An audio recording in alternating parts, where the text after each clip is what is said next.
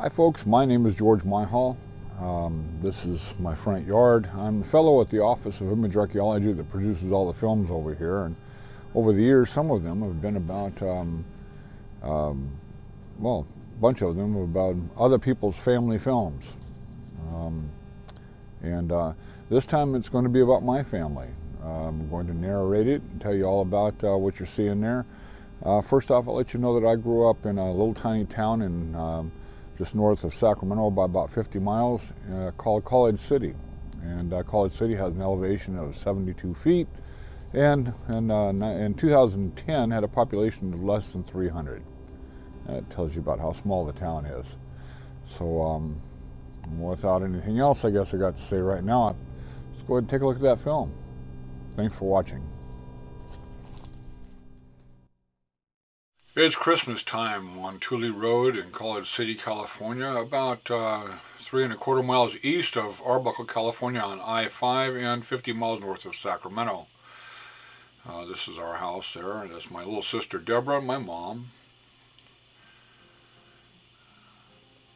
That's my little brother Barry, and it's me in the background. I'm inspecting a Christmas gift. It was the Visible Man. We'd have to construct that. That's my mother, Cherry Liddell, and that's an unusual name, and I doubt there's very many people that could claim that name these days. Pretty old-fashioned. She just got herself a new dress. She lost a bunch of weight. She was pretty proud of herself, and we were pretty proud of her too. I love you and miss you, Mom. There's my dad, George Sr., and that little thing on the TV with the white knob next to him, that was to control the antenna on the roof. You turn the knob one direction, the antenna would spin that direction, turn it the other, and the opposite would happen. And that was used to get a good signal for the television stations living out in the country those days. No cable, nothing like that. But I was sure glad, well, us boys were sure glad that folks got that, because prior to owning that little jewel, we were on top.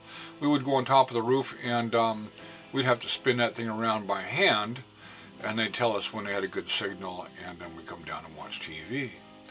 My dad is not a shy or bashful man, but he has an issue with the camera, doesn't know what to do there. If it wasn't for that globe, well, I'll just put it this way, I'm pretty good at geography, and I think the rest of my family was too, because of that globe, or the rest of the kids, because of that globe. We're up at Cache Creek, Rumsey, California area, near the Boy Scout camp. I don't know that the Boy Scout camp still exists, but we're up near there. And we did a lot of camping and fishing up there when we was kids. That was kind of like the Saturday, Sunday outing kind of thing. We'd leave early in the morning and go for a picnic and camping and fishing and come on home. I don't know that we ever spent the night there, though. I don't think we ever spent the night there. That was me, by the way, doing the jumping jacks in front of the camera there. And Barry and I were both a couple of goofballs when it comes to that kind of thing. I wish I still owned that Disney t-shirt. I'd probably be a rich man right now. There's Barry coming back from his necessaries. He's got that TP behind his back, and doesn't want anybody on the camera, anybody seeing that film rather, to know where he's been. My brother Alan just got back from Vietnam, I believe. A fellow named Dan Scoggins, a good friend of my father's, passed away at an early age. Stood up out of a chair one day and then fell down on the floor dead from heart attack. That room he's building was the back porch on the back of the house. That's going to be my bedroom, part of it, at any rate. The house we lived in was fairly small. It was a 2-bedroom, but we were able to actually make 3 bedrooms out of it. I think actually in the end it was 4. Yeah, my room made it 4. All the wood from that was wooden windows, and all that is salvage material. Us kids would pull the nails out of all of it, and the guys would build whatever it was that was necessary to build. We had a lot of projects going on different times. There's me, my sister Deborah, and Dan again. And everybody has issues of being in front of the camera back then, even Dan. And Barry and I aren't the only ones that are goofballs on the camera.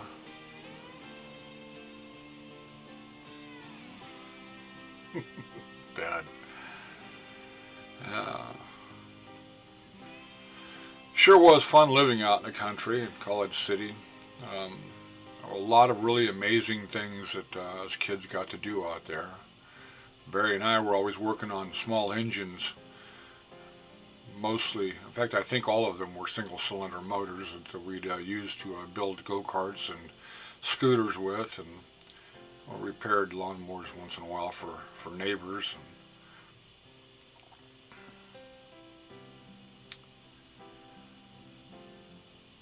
At one time on that property, and it's not a very big property, but I think we had 32 cars. I see that basketball hoop above my father's head on the right there. That basketball hoop got moved to the other side of the driveway, but that was one of Barry's favorite things was playing basketball. And up until about 8 years ago, that hoop was still there. And everything else is gone, but the hoop was still there. There I am, carving up, I think, a squash. That's a DeSoto in back of me there. You can see the taillights. It's about a 62 DeSoto. My brother-in-law, Gary, Gary and Sandra, my sister, live in Illinois. Deborah lives in Tennessee, and Alan lives in Tennessee. And that's a 65 Chevy Bel Air wagon, about a 62 Corvair. Most all of these vehicles were all wrecked out, which would make some of you car aficionados pretty sad right now. There's that 64 Chrysler again. My favorite car was this one right here. This is a 1962 Pontiac Grand Prix, and it had an automatic on the floor. And for some reason, I really liked that car a lot. I don't know what year Dodge that is. My dad hand painted that vehicle with a paintbrush, and he did a really good job. It wasn't house paint though. That's a 60s Falcon station wagon. He used automotive paint on that vehicle, but still you could see the brush strokes. But it was a nice job. That's Pookie, and the little brown dog is Tina.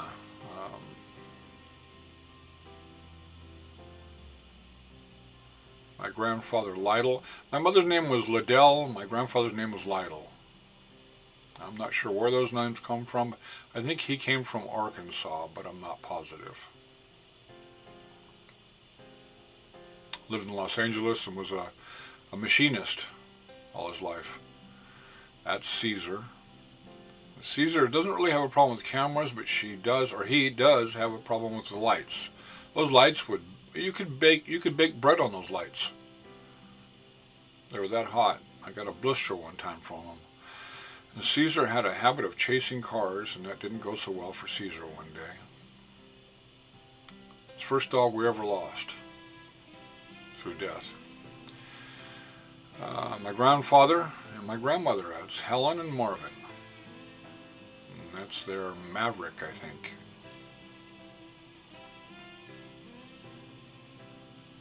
They had a nice Mustang, but then they bought this Maverick. Never figured that one out.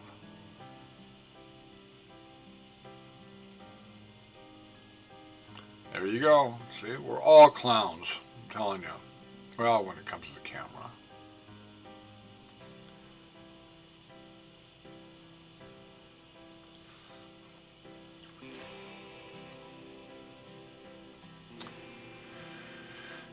Barry and Deborah. Barry passed away some years ago.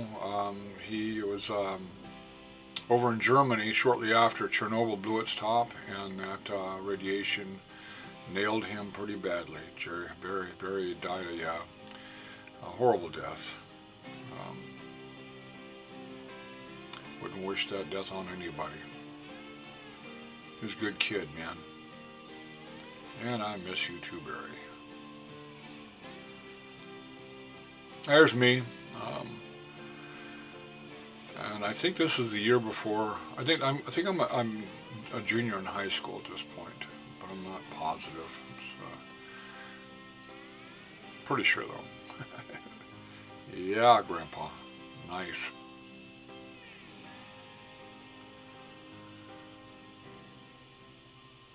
Those camera lights, they were heck. I'm telling you, they could really, they could blind you. Did I mention? I guess I didn't.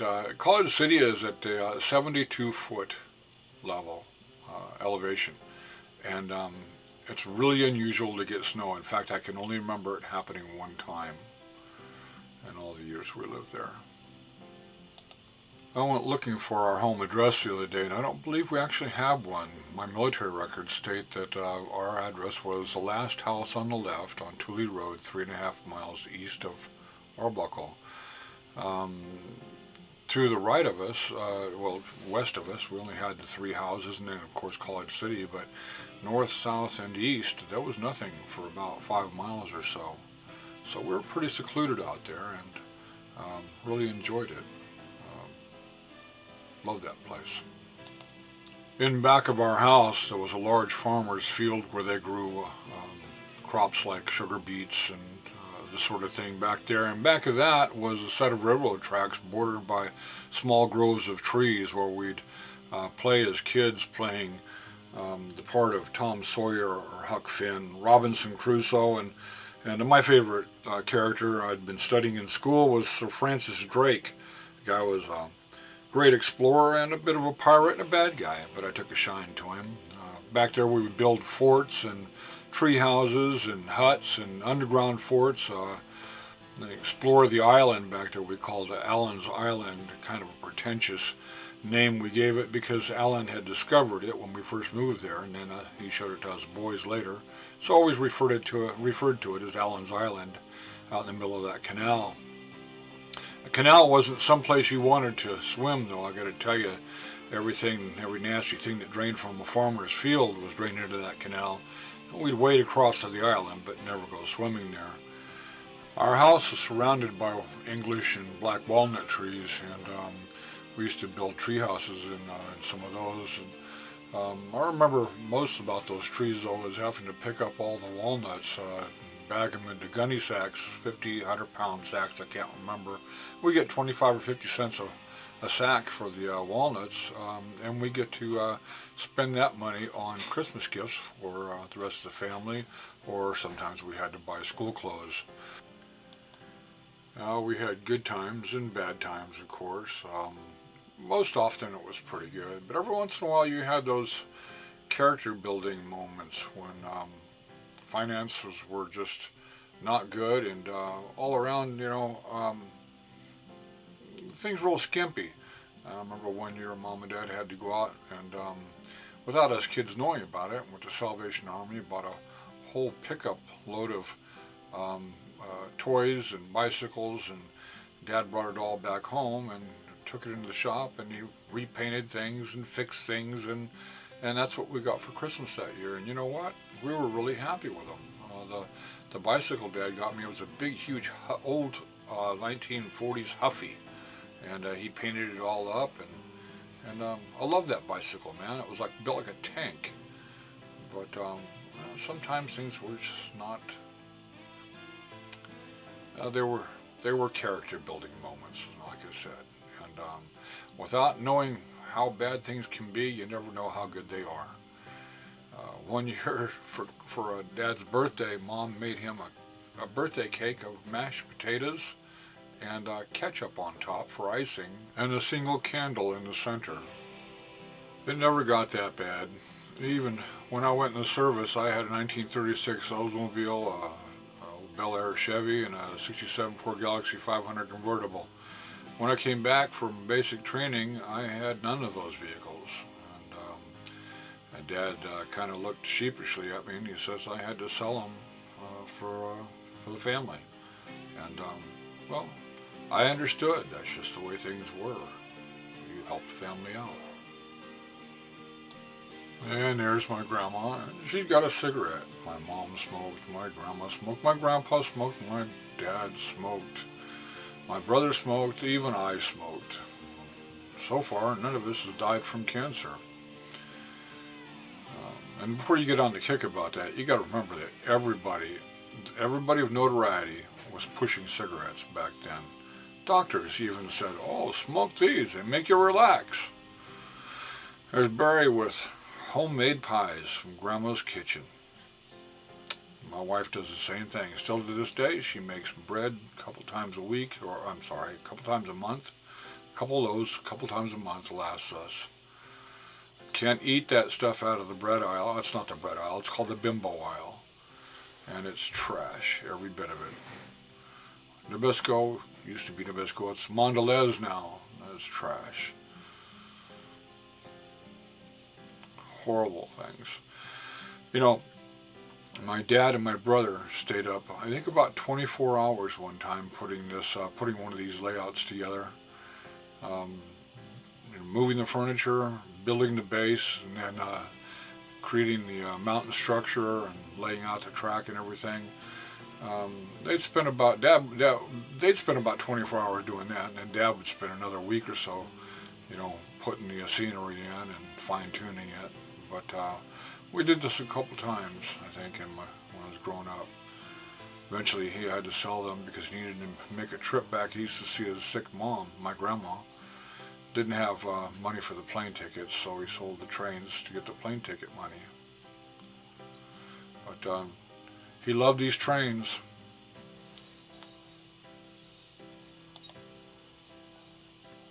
That's me with the hose, Sandra to the right in the blue, Gary to the right of her in the white, and Barry to the right of him in the green, and Deborah is standing behind me. That's an English walnut to the right and black walnut to the left. That is a 1969 Dodge Charger for all of you car people out there. I bet you, a few of you at least, wish you'd had that right now. I don't think anybody wears striped pants, or maybe striped pants are back in vogue once again. That's possible.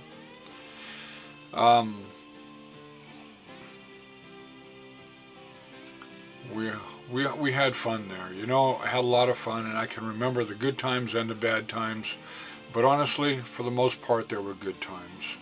You can't always say, I just remember the good times. It was a fun place to live. We lived on a well there, and we had to have it deepened the year before this happened, but Dad's going to come driving in the driveway at a pretty good clip in a moment here, because he's not really happy that we're wasting water washing the car. And what he's not thinking, though, is that we're going to have to waste more water to rinse off the mud that he's going to create on the car from all the dust he's going to send flying into the air.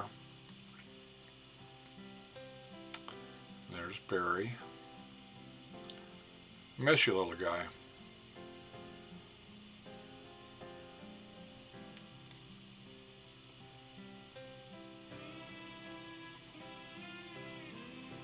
Barry grew up to be almost, in fact, I think Barry grew up to be about 6'3".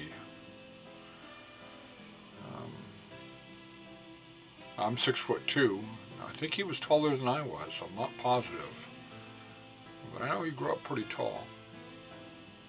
Here comes Dad in that 64 Chrysler New Yorker.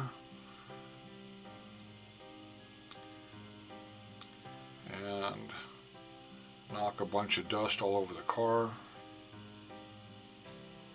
I think sometimes my dad took life just a little bit too seriously. After my dad gets out of the car here, you'll notice that, right there, you can see the houses on the other side over there. That was our next door neighbor, Arthur and Josie Skidmore. Those folks came to California via wagon train in the 1890s sometime or another. I learned a lot from that guy. There's me and Sandra, Barry, Gary, and their little boy Greg, who's about 6 months old. That puts this, I think, about 1974. That's what I remember Sandra saying. I'm about, I think, just 6 months from quitting high school at this point.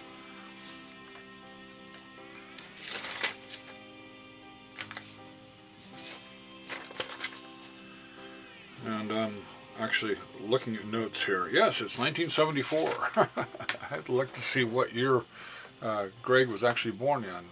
Greg has an older sister. Her name is Holly, and Holly and Greg have their own kids now, and they've all done very well. I mentioned the Skidmores next door. Between my father and teaching me blue-collar trades, I think that probably Arthur Skidmore taught me more about how to use my mind than anybody else. I had some good school teachers, high school teachers, and one really good grade school teacher I remember.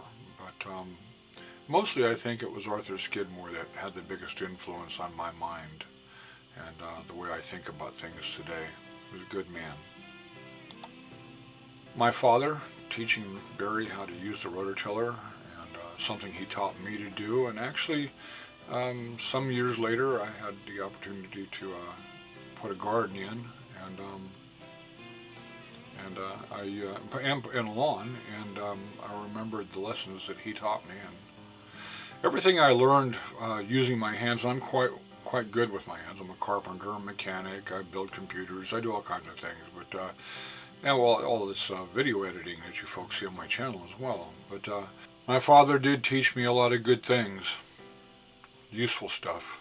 That's my sister, mom, and a girl I went out with for about 6 months until she just discovered what kind of jerk I was and dropped me like a hot potato. That was Denise Chastain. She's a nice gal. I gave that station wagon to my mom for her birthday one year.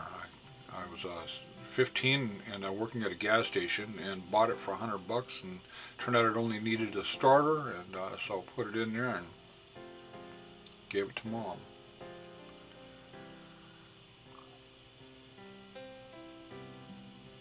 We never had a lot of money. We got by. Well, this film is almost over with, and I just want to tell you, if you have family film like this, get it processed. If you don't know how, or you don't want to pay the really exorbitant prices that they have out there, get a hold of me. I'll do a much better job than they will anyway, and we'll work it out somehow. Meanwhile, thank you so much for watching this, and folks, have a really nice day.